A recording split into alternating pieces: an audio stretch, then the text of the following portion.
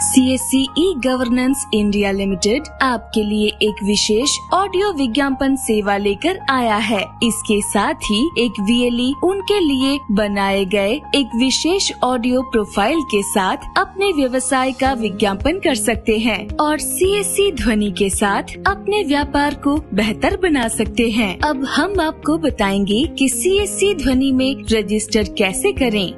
सबसे पहले डिजिटल सेवा पोर्टल खोलें और लॉगिन करें। अपना CSC VLE यूजर ID और पासवर्ड डालें। फिर सर्विस लिस्ट में CSC ध्वनि सर्च करें। CSC ध्वनि सर्विसेज पर क्लिक करें। अब CSC ध्वनि सर्विसेज के बारे में पढ़ें और पढ़ने के बाद प्रोसेस पर क्लिक करें।